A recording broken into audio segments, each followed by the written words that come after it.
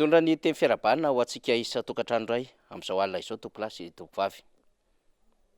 Satria moa mihazakazaka izay tsy izy ny fanehoan-kevitra mahakasika indrindra ny fikaonan-doham-pirenena ary tsy ny eto an-toerana ihany fa na ireo vahiny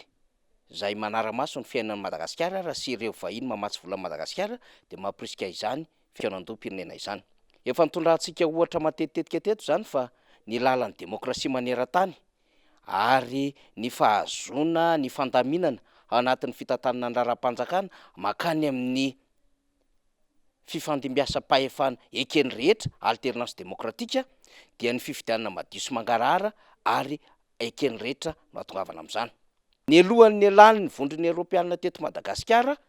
dia nisy valan-dresaka ho an'ny mpanao gazety nataon'ny Christian Prada izay filohan'ny vondrona izay nametahiraka teto Madagasikara délégationna ny vondrona Eoropeanina nilaza ny am'ireo toromarika samihafa handaminana ny fifidianana ho avy eo raha nanao jery todiky ny fifidianana 2024 ry zareo vondrona Eoropeanina. Ireo toromarika ireo dia tsy azo lazaina ho tanteraka tsaka ny sandiavany ankehitriny ka niverenina ny Christian Prada izay nitarika ny délégation ny vondron'ny Eoropeanina tamin'ny 2024 tamin'ity taona ity teto Madagasikara indray. Rehefa tonga teto dia napetrapetrany fa tsy voahaja ny toromarika napetraka izy ireo tamin'ny 2024 ary nametraka toromarika vaovao indray ny vondrona Eoropeanina amin'ny fifidianana manaraka ho avy eo. Ka anisan'izany ny fanatsarana ny tontolo ara-pifidianana miainga avy amin'ny alalan'ireo rijateny amandalana samihafa mifehy ny tontolo-pifidianana. Rehefa miresaka izany tsika dia tsy ny lalam-pifidianana irery ihany fa na ny tontolo mahakasika nireo ratsana izay miandraikitra ny fifidianana izany sy ny indrindrandrindra voateny ao anatin'izany. Ary rehefa miresaka amin'izany ihany koa tsika dia voateny ao anatin'izany ny am'lela vola ampiasaina amin'ny fifidianana ka manomboka any amin'ny alalan'ny fampilezan-kevitra izany mba hitovizany ny ady-hevitra ary mba hananana égalité des chances eo amin'ireo samy candidat miatrika ny fifidianana. Fa mbola toromarika napetraky ny vondron'ny Eoropeanina talohany ny alany teto Madagasikara tamin'ity taona 2024 ity ihany koa ny amin'ny ametrahana mazava tsara ny endriky ny demokrasia amin'ny fahafahany rehetra maneho hevitra liberté d'expression, ny amin'ny fahazony rehetra famoaham-baovao ara-dalàna sy mitovy ary fampiasaina ny haino aman-jery ho amin'ny endriny hitovizana eo amin'ireo acteurs politika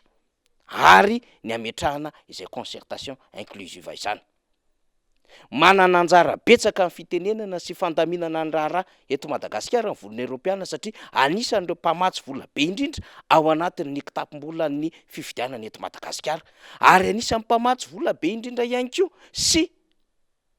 mitondra ny hevina manoloana ny fomba famatsim-bola sy ny fitantanana ny raharaham-pirenena ho an'ny Madagasikara manokana ao anatin'izay hoe fanodinana ny raharaham-panjakana izay satria betsaka amin'ny foto-drafitrasa sy ireo tetikasa samihafa izay hampiasaim-bola eto Madagasikara no avy amin'ny vondrona Eoropeanina. Rehefa miresaka vondrona Eoropeanina tsika dia ao anatin'izany mazava ho azy ny frantsay, belzika, italiana, espaniola sy ireo vondrona samihafa ao anatin'izany. Ka iverenan'ny ady-hevitra zany ankehitriny satria ny resaka ny tontolo-pifidianana omaly ny filoha Marc Ravalomanana tao anatin'ny fanambarana lehibe izay nataony. Sahiran-kevitra manoloana izany ny mpitondra fanjakana sy ny mpanohana azy satria ny hevitra ho fanambarana politika mahakasika indrindra ny vidim-piainana na mahakasika indrindra ihany koa ny korotana ara-politika sy izay mety mitranga hateraky ny skandale sy izay mety ho fahatsoam-pitantanana amin'ny ataon'ny mpitondra fanjakana ankehitriny.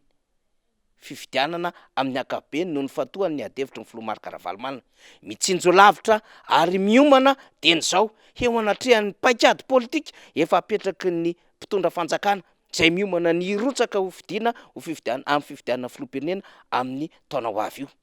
ka efa mandeha mangaladia araky ny ambarantsika matetitetika satria tsy mahatoky tena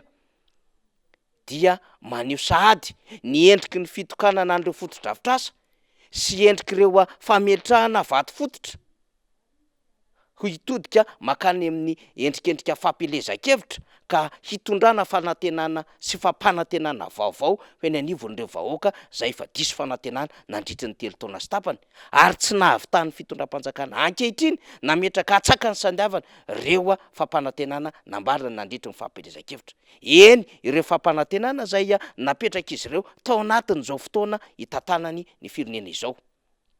De mbola mieritreritra indray ny hambabo ny fomba vahoaka malagasy ka mampifangaro ny fitantanan-draha raha-mpanjakana ny fitantanana ny antoko, ka mampifangaro ny fitokanana eo an'elanelany, de misy ny fivoriana sy ny fiaonan'ireo antoko sy fikambanana zay manohana an'izao fanjakana izao. Fa araky ny vaovao re samy hafa ihany koa de efa mametraka amin'ny paikady amin'ny fametrahana an'ireo ratsana eny anivon'ny birao fandatsaham-bato ny mpitondra ankehitriny. Ny poirin'ny solombavamboaka ny Madagasikara avy amin'ny antoko tiako Madagasikara izany, fa misy distrika maro samihafa efa metrapetrahany fitondram-panjakana amin'izao fotoana izao ho an'ireo mpikambana eny anivon'ny birao fandatsaham-bato. Mila mahamailo ny rehetra izany, ary ny ametrahan'izy ireo ihany koa andreo tompon'andraikitra eny fotony zay mifehy fokotany, tendreny izy ireo fa tsisy ny fifidianana ara-dalàna, dia mampanany rehetra ny amin'ny hoe hiditra amin'ny kilalao maloto ara-pifidianana indray ny fanjakana, ary mieritreritra mihitsiny fa ho bakoavina ho raisina arak'izay fomba mahamety an'izy menakavy izany fitantanana ny firenena izany. Ka ity rehefa niala tamin'ny doublon na koa hoe tratra tamin'ny doublon de hiditra amina raha-pifidianana manomboka ety amin'ny fokotany indray zany no tetikady maloto entin'ny mpitondra ankehitriny. Mailo matotra eo anaty amin'izany ny mpanohatra, ary trapa sy hita izany fasahiana bevava ao anatin'ny tontolom-pifidianana ho ataon'ny fanjakana izany. Eo anatrehan'izany no nahatonga filoha Marc Ravalomanana ny antso ny sin'ny fanatsarana ny tontolom-pifidianana miainga avy aty amin'ny fokotany an'ireo mpikambana izany ka tokony hanaovana fifidianana ara-dalàna.